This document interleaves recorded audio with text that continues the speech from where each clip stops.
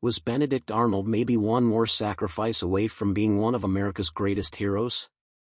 You always hear the what-ifs about history.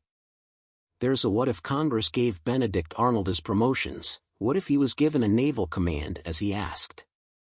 These are all interesting things to ponder, but these leave out the fact that Arnold himself had a choice and he himself betrayed America.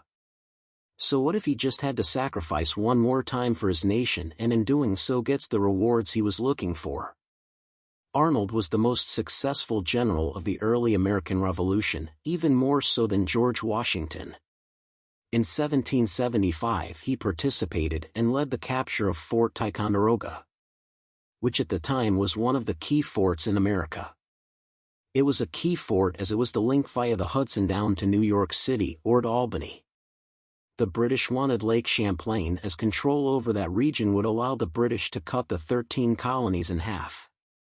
The British would then be able to isolate the New England colonies and isolate them into a surrender.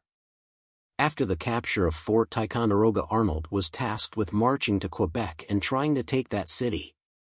The march was one of the most grueling, in which around 200 men died along the way. The whole time Arnold showed bravery, grit and determination just to get to their location. Once there he led the siege of Quebec in the middle of winter. During this battle he was wounded in his leg. He then led a retreat from Canada in which he made sure he was the last man on the boat leaving. One of Arnold's greatest feats was the Battle of Valcour Island on Lake Champlain in upstate New York. Arnold was a merchant before his time and had knowledge of shipbuilding.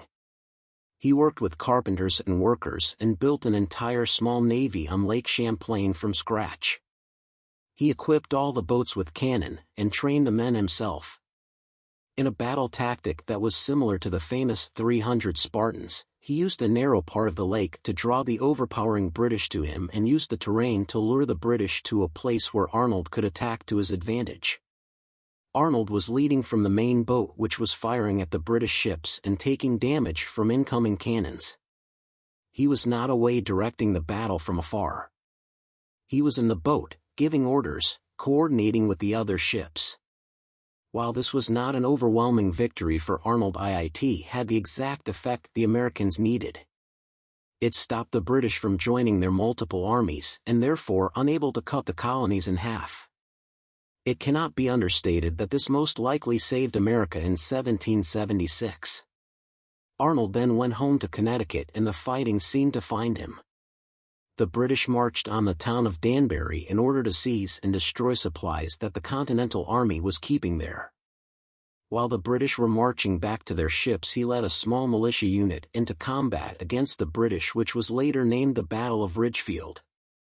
During the battle he had the horse he was riding killed from under him. While on the floor, a loyalist soldier from the British tried to get him to surrender while he was on the ground. Arnold instead took out his pistol and killed the man. After this battle he did ask Washington for a commission in the Navy. He was a natural sailor and it probably would have been the best place for him.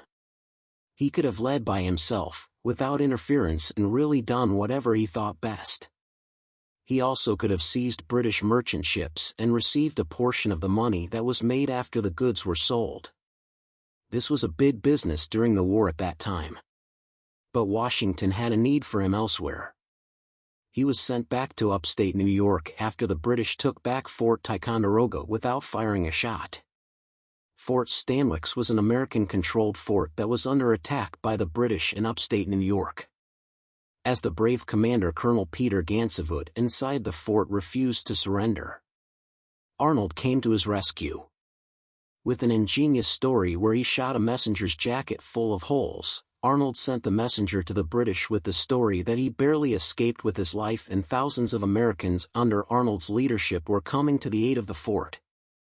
The British, upon hearing this, did not have the means to continue fighting and retreated. Fort Stanwix stood and was not taken by the British, thanks in a large part to Arnold's reputation.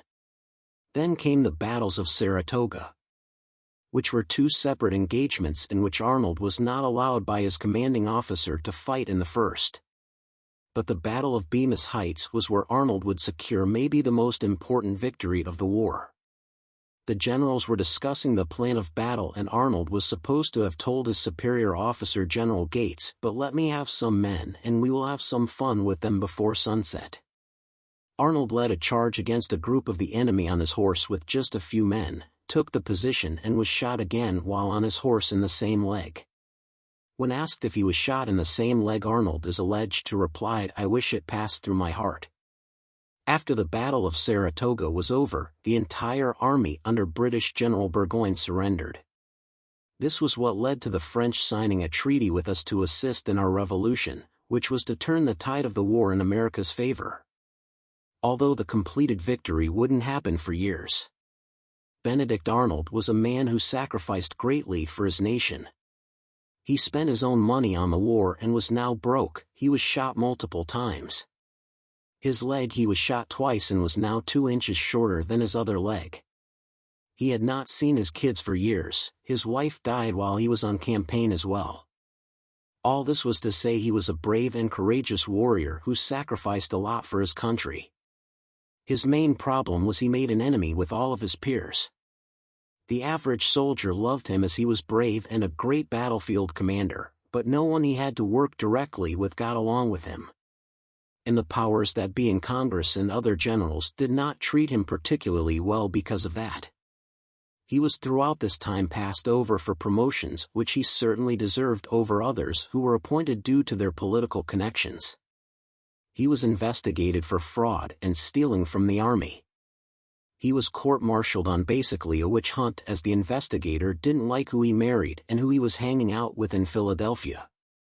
He was in massive debt, living above his means, and married a loyalist young woman who was wealthy, and Arnold told her and her family he would be wealthy and she would have the life she was accustomed to.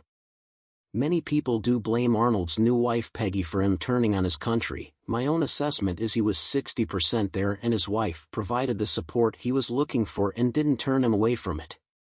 But there is a great book on the subject, Valiant Ambition by Nathaniel Philbrick, where you can decide for yourself. Take the fact that he was treated poorly. Arnold wanted to be rich, his wife wouldn't accept less, and he did turn his back on his country. Ultimately, he is responsible for his choices. Many other people were treated similarly to Arnold and they did not betray their country. He had already sacrificed so much and just seemed to have felt, "I'm gonna get mine," to use a modern phrase.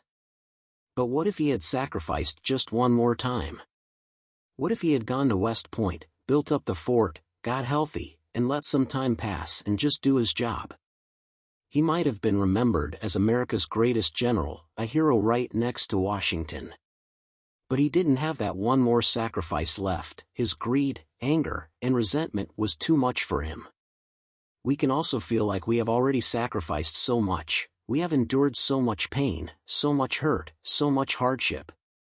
And we ask ourselves how much more we can take. Maybe it just takes one more sacrifice and everything turns around.